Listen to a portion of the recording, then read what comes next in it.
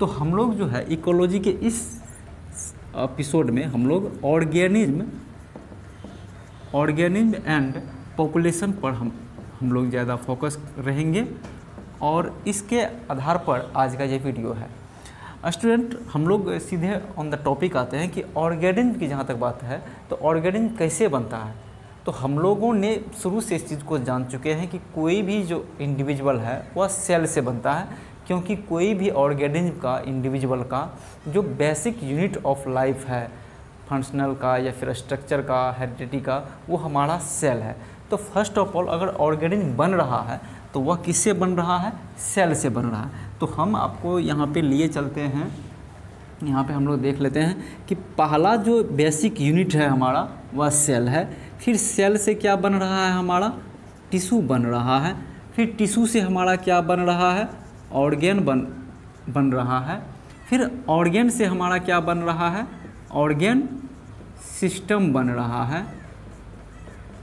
क्या बन रहा है? हमारा ऑर्गेन सिस्टम बन रहा है। स्टूडेंट, यहाँ पे हम आपको रोकेंगे इसीलिए कि ऑर्गेन सिस्टम जो है सिर्फ एनिमल्स कैटेगरीज में ही होते हैं, प्लांट्स में आपका ऑर्गेन सिस्टम नहीं होते हैं।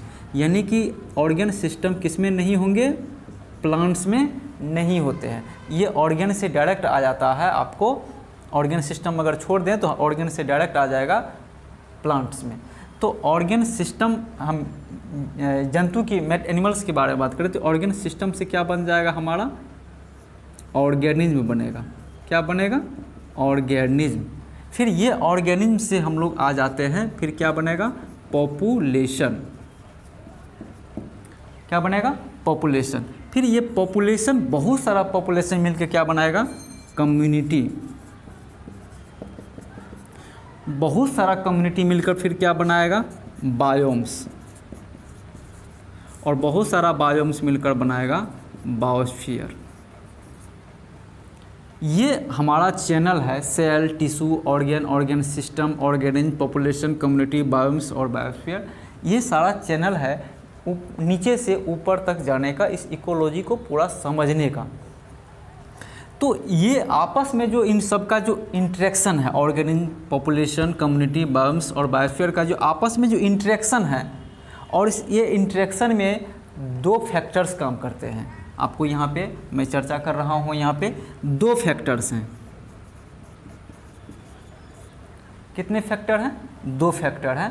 ये दो फैक्टर में आपको हम बता दें, एक बायोटिक फैक्टर है, एक बायोटिक फैक्टर है और दूसरा हमारा एबायोटिक फैक्टर है।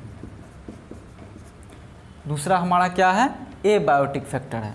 तो बायोटिक फैक्टर में, बायोटिक फैक्टर में आएगा, मान के चलिए आपका पैरासिटिज्म आएगा, पैरासिटिज्म आएगा, उसके बाद म्यूचुअलिज्म आएगा, कमेंसेलिज्म आएगा,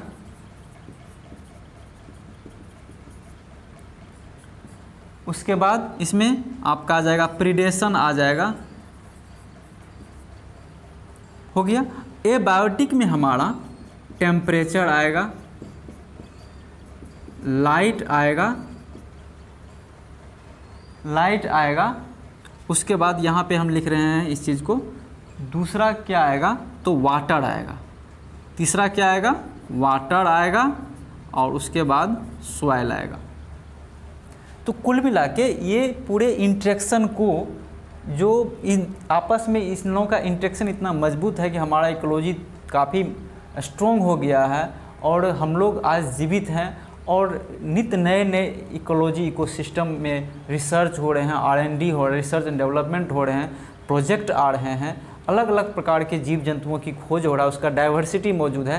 तो ये सब इंटरेक्शन की वजह से है।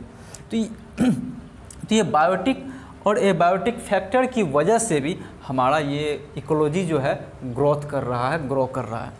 तो ये हम लोग आज के में थोड़ा सा एबायोटिक फैक्टर्स के बारे में हम लोग डिस्कस कर लें। तो टेम्परेचर का बहुत ज़्यादा योगदान है हमारे इकोलॉजी को बढ़ाने में। कैसे? हम लोग इस चीज़ को जान लेते हैं। तो हम सबको पता है कि जैसे कि आप लोग देखे होंगे, कोई अगर प्लांट हम लोग रोपते हैं तो प्लांट में एक ऑप्टिमम टेम्परेचर की ज़रूरत होती है। अगर गर्मी ज़्यादा बढ़ गया और हमने उसको एक अच्छा पानी नहीं दिया या फिर उसको ठंडापन नहीं दिया तो क्या होगा कि वो प्लांट मुरझा जाएगा। ये हम लोग सब आदमी जानते हैं इस चीज़ को। तो जब इस चीज़ को हम लोग जानते हैं तो इसका मतलब क्या निष्कर्ष निकला कि किसी भी प्लांट्स को ग्रो करने के लिए या किसी भी इकोलॉजी को, या फिर हम कह सकते हैं कि इस पूरे इकोलॉजी को समझिए कि एक अच्छा अगर ऑप्टिमम टेम्परेचर जाएगा तो उसमें ग्रोथ होगा। तो ये टेम्परेचर इस दृष्टिकोण से ज़्यादा इम्पोर्टेंट है।